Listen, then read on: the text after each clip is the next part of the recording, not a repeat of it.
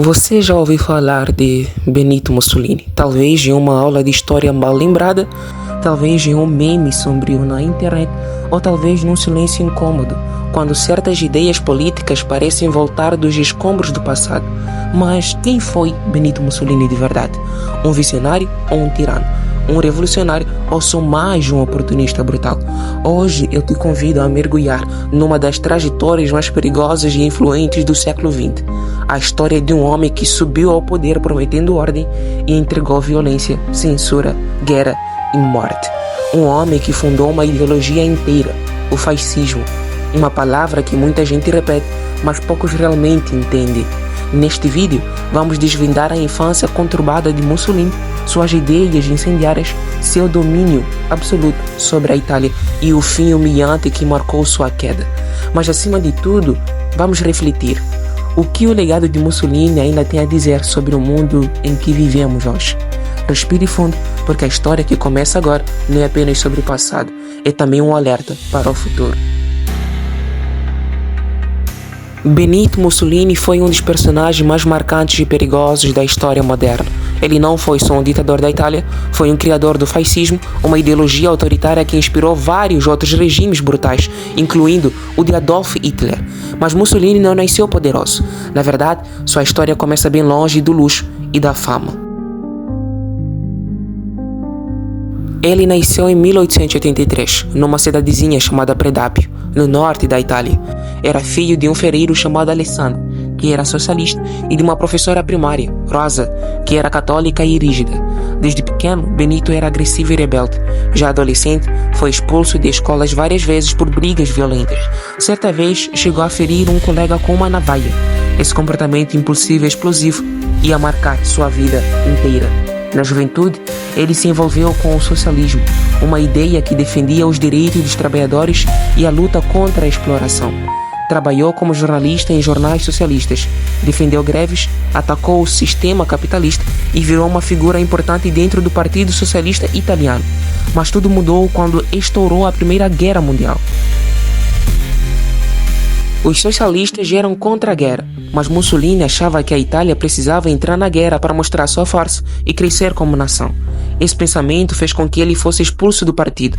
A partir daí, ele começou a desenvolver suas próprias ideias políticas. Misturou nacionalismo, que é o orgulho exagerado pelo próprio país, militarismo, que é a valorização da guerra e das forças armadas, e o autoritarismo, que é a ideia de que o povo deve obedecer a um líder forte, sem questionar. Assim, nasceu o que ele chamou de fascismo. Depois da Primeira Guerra Mundial, a Itália vivia uma crise enorme, pobreza, desemprego, greves e o medo de uma revolução comunista. Era o cenário perfeito e uma terra fértil para Mussolini aparecer como uma solução. Em 1919, ele criou um grupo chamado Fasci de Combatimento, com ex-soldados e jovens violentos que batiam em comunistas, queimavam jornais de esquerda e assustavam quem não concordava com eles. Esses grupos usavam camisas pretas e ficaram conhecidos como camisas negras. Eram como uma milícia armada com aval dos poderosos. Em 1922, Mussolini organizou a famosa Marcha sobre Roma, onde milhares de camisas negras marcharam exigindo que ela assumisse o poder. O rei da Itália, com medo de uma guerra civil, cedeu e nomeou Mussolini como primeiro-ministro. A partir daí, começou a desmontar a democracia. Em poucos anos, fechou o parlamento, censurou a imprensa, perseguiu opositores, criou leis racistas contra judeus e virou o ditador da Itália. Ele se autodenominou Il Duce, que quer dizer o líder. O regime fascista de Mussolini era baseado em controle total.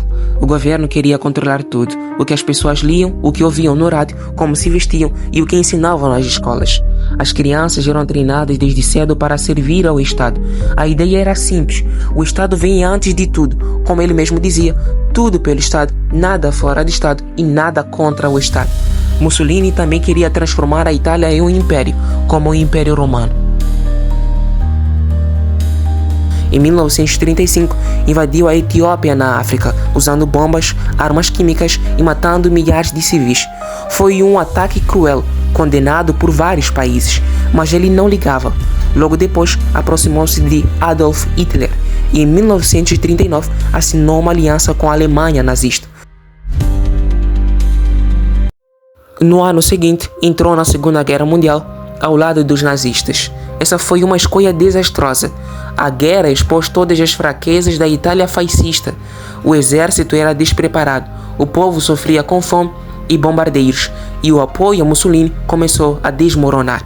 Em 1943, ele foi preso por ordem do rei, mas logo depois foi resgatado pelos alemães e colocado como chefe de um governo fantoche no norte da Itália, chamada República Social Italiana, totalmente controlada por Hitler. Mas esse novo governo era frágil, impopular e cercado de resistência.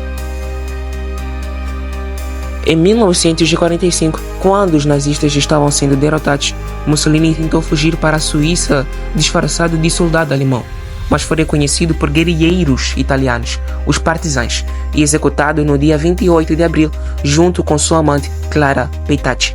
Seus corpos foram levados para Milão e pendurados de cabeça para baixo numa praça pública. Era o fim trágico e simbólico de um regime construído sobre o medo, a propaganda e a violência. Hoje, o legado de Mussolini é um dos mais sombrios da história. Seu regime destruiu liberdades, perseguiu minorias, levou o país à guerra e à ruína. Mas ele também deixou lições importantes. Ele mostrou como, em tempos de crise, a promessa de ordem e força pode seduzir multidões, mesmo que isso custe a democracia, a verdade e a vida humana. Mussolini morreu, mas as ideias que ele espalhou continuam rodando no mundo. Por isso, conhecer essa história é essencial, para que a gente nunca esqueça do que o autoritarismo é capaz de fazer, e para que nunca mais deixemos que alguém com tanta sede de poder destrua o futuro de uma nação inteira.